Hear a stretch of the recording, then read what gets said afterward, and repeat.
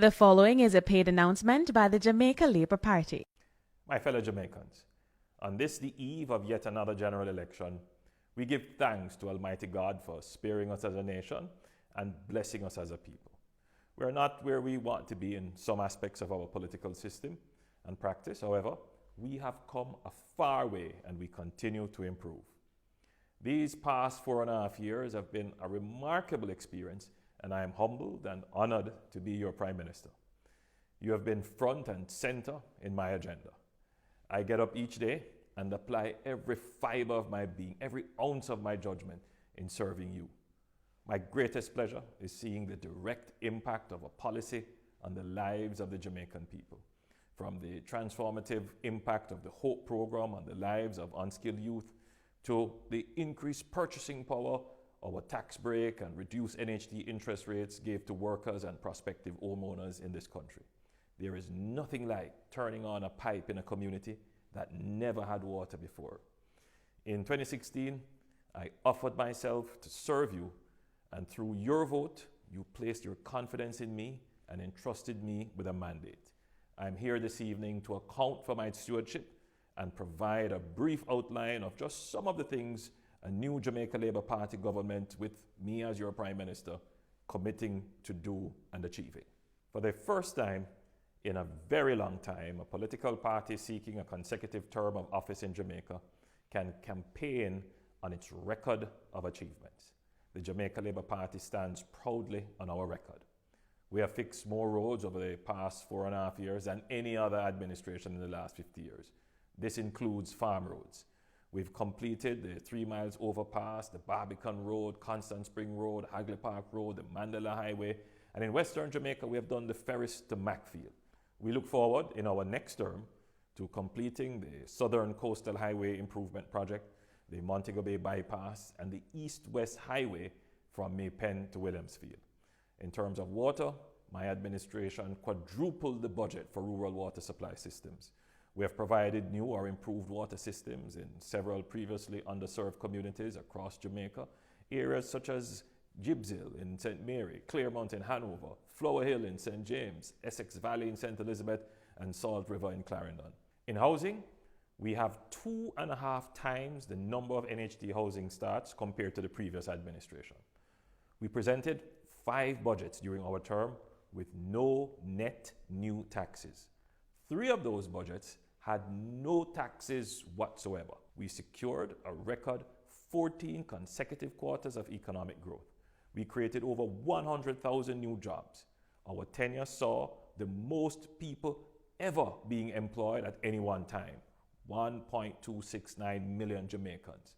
Unemployment fell to 7.2% as at January 2020, the lowest ever. Youth unemployment fell to 17%. Poverty was reduced by 40%, the lowest it has been in a decade. We kept inflation low and stable. We gave you not one, but 2 1.5 tax breaks. We increased the income tax threshold to 1.5 million and reduced GCT by 1.5%. We have reduced the NHT interest rates and increased the loan ceilings. We have made life much easier for our small business operators by abolishing the asset tax for non-financial businesses, abolishing the minimum business tax, increasing the GCT threshold from 3 million to 10 million, and introducing a 20% procurement incentive and a 375,000 tax credit. We reduced estate taxes and lowered stamp duty and transfer tax rates to unlock real estate transactions and stimulate the construction industry.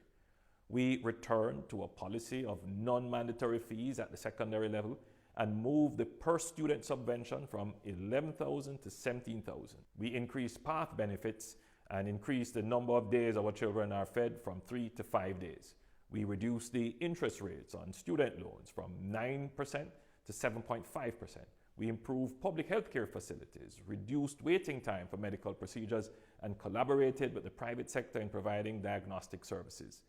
That is our record. Now, a most important decision confronts the electorate on Thursday.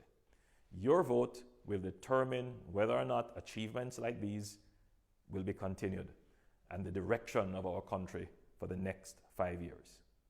With the challenges of the COVID-19 pandemic confronting us, and the critical importance of having sober, steady, and reliable leadership to preserve pre-COVID gains in our economy and recover stronger post-COVID, this general election is even that much more significant.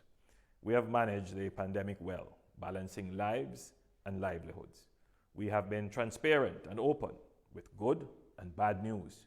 We have allocated the resources to support the public health effort and cushion the economic fallout for more than 450,000 Jamaicans. The first time in our history that a government has been able to respond so swiftly and completely. We have been very strategic in managing the risks the pandemic poses, some more obvious than others. While spikes in numbers are inevitable in a pandemic, as we have seen in even the most developed countries, our collective success as a country has led to some complacency in our personal behavior. The government has been putting in place the measures that will bring this present spike under control and keep you safe, while not unduly affecting your livelihood, as we have done with previous spikes in the past. However, it is not all about what the government will do. Jamaica does not have the reserves of resources to lock down our country for extended periods. As we enter this new phase of the pandemic, we must now all learn how to live with and protect ourselves from the SARS-CoV-2 virus and the COVID-19 disease it causes. In this phase, we cannot rely on fear, panic, and stigma to get temporary compliance. Rather, there must be a conscious effort on the part of every Jamaican that as we go about our daily lives, working, worshipping, shopping, and yes, voting on election day, we will follow the established infection prevention and control protocols. Wear a mask in public. Maintain social distance. If ill, stay home and seek medical help. Do not gather in groups of more than 20 persons. If you are over 70, stay indoors mainly and exercise great care in going out once daily. Respect and obey the quarantine if you have been placed under such orders. Wash or sanitize your hands regularly. These personal measures, coupled with a new public education campaign, tighter enforcement and prosecution of breaches, and control of non-productive and unnecessary movement, will gradually bring the numbers down and relieve the stress on our hard-working frontline workers and our healthcare system generally. I have faith in our Jamaican people that we will quickly develop the understanding and compliance. Together, we will get through this. Promises and sweet talk from persons seeking your vote have featured more prominently than issues, ideas, and track record. Rest assured that the Jamaica Labour Party is not engaged in the business of making fake promises. We make commitments, and when we do, we keep them. The Jamaica Labour Party is about action. We are the people who get things done. The people of Chesterfield and Southeast St. Mary can attest to me keeping my word that I would build a bridge to avert the hazard and inconvenience of crossing a river every day to go about their business. I kept that commitment, and it is against that backdrop that I steer your attention to the issue of trust and credibility. I do not stand here this evening to suggest in any way that my administration is perfect. However, by any objective measure, one would have to conclude that our hearts and deeds are in the right place. Others have made reckless and unrealistic promises, such as removing GCT off electricity. Unwitting, they broke their promise. The same type of promise is now being made. I know that the Jamaican people will not allow themselves to be tricked this time. We have all sacrificed through several IMF tests, and as a society, we all agreed that the days of deficit financing was over and that paying for social welfare by borrowing and running up the national debt, those days were over. Now, what the PNP is proposing is to destroy the social consensus on fiscal discipline, and it would be a departure from the fiscal rules. It is not so long ago for us to forget that collectively we have had to absorb the burden of almost $60 billion in new taxes between January 2012 and February 2016. We have had to endure a wage freeze and a debt exchange in order to achieve some level of fiscal stability. Out of political desperation, the opposition would now openly promote deficit financing to pay for their plans. This would throw us back in debt all over again. This is run with it, another run with it. Let us reject that kind of recklessness, reject those destructive promises. We have sacrificed too much and we have come too far to go back there now. Say no to the PNP. As your government, we have been faithful in our stewardship and we have given significant returns on the investment you made in us back in 2016. You can depend on our sober, steady, and reliable leadership to take Jamaica into the future and ensure that we recover stronger. The Jamaica Labour Party has put forward our manifesto, which comprises our 10-point COVID recovery plan, outlining what we commit to achieve over the next 5 years in our new term of government.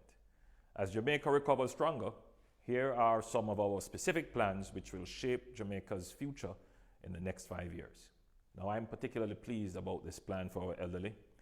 We will introduce a new social pension for elderly Jamaicans who are not on PATH, not on NIS, who have no other source of income, and who have been assessed as being in need. Our qualified elderly who are poor will therefore get a monthly stipend to help them live in dignity. We will launch a program to attain 100% participation in our NIS scheme. We want every Jamaican to have an income in retirement. This is how we build wealth, reduce inequality, and ensure the dignity of all. We will build 70,000 new houses over the next 5 years. Our young professionals have been complaining that they are not able to access housing and mortgages. Well, we will set aside 10,000 of those housing solutions for our young people between the ages of 18 and 35, and they will have 100% financing by the NHD.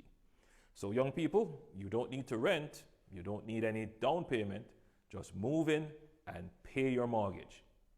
We will provide $500 million in grants to micro and community-based businesses to help our hairdressers and barbers and tailors and dressmakers, our grocery shop operators and cook shop operators to bounce back stronger from COVID.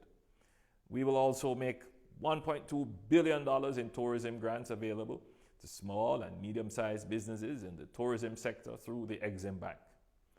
Our farmers and fisher folk, well, we know you have been hit by COVID as well.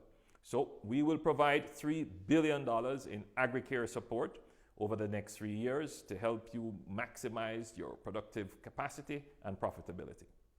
For our young people, we will reduce the interest rate on student loans from 7.5% to 6.5% and extend the repayment period from 15 years to 25 years, making your monthly SLB repayments more manageable.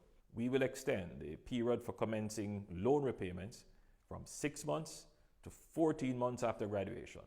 We will remove the requirement for guarantors in student loan applications for students transitioning from state care. We will relax guarantee requirements so that only one student loan guarantor per applicant from a PATH household is required. We will facilitate a tax-free university saving account for parents to save towards their child's university education. We will continue our march towards the digital society, and we're paying close attention to the concerns being raised about the capacity of our ICT infrastructure. We will build a national broadband network infrastructure which is uniformed, future-proof, resilient, and managed by an independent public-private authority and available to all telecom players in the market to utilize. The network will be appropriately sized to manage Jamaica's current and expected ICT demands. This will become the new information highway, which will connect and give access to fast and reliable internet to all Jamaicans anywhere in Jamaica. This network will facilitate the development and expansion of the BPO industry and its evolution to the knowledge services industry. In line with this, we will build 6 STEM schools dedicated to creating the engineers, technicians, system designers, coders, and programmers that will operate the business process and knowledge service industries. We will build an academy dedicated to the creatives to generate the skills in areas of animation, music, film, and the performing arts to supply and drive the content creation industry, which will also use the super broadband highway of technology. We will complete or build out new spaces for BPOs and knowledge service industries and logistics operations in Kingston, Caymanas, Portmore, Montego Bay, Falmouth, Morant Bay, and Port Antonio through the Port Authority and the Factories Corporation of Jamaica. We will create another 150,000 new jobs in the next 5 years in the areas of BPO, knowledge services, content development, logistics and fulfillment, and the construction of purpose-built spaces. We intend to make Jamaica the tech country of the Caribbean and a leader in the 4th industrial revolution. Water is life, and everywhere I go in Jamaica, we hear the cry. And I am determined to solve this problem. On the production side, we have developed a plan to bring approximately 100 million gallons of water per day into the system, involving pumped hydro storage and desalination to cover Clarendon, Kingston and St. Andrew, St. Catherine, particularly the hilly sections, and parts of St. Thomas. This will solve once and for all our water shortage problems in our utility areas and increase our resilience. We will continue to increase our budget for rural water supply to ensure that communities in rural Jamaica and outside the utility area get access to potable water. These are just some of the main plans that we have, which will address some of the issues that are of concern to you. So, Jamaica, you have a big decision to make on Thursday.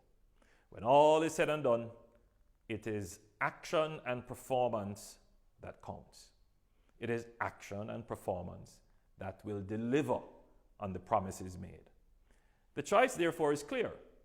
On election day, choose the stronger team, the united team, the team you can depend on, the team that will make Jamaica recover stronger.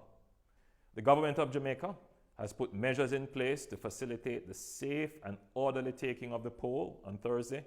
I urge you to come out, wear your mask, make your way to the polling station, practice physical and social distancing, sanitize your hands, and place your X beside the bell.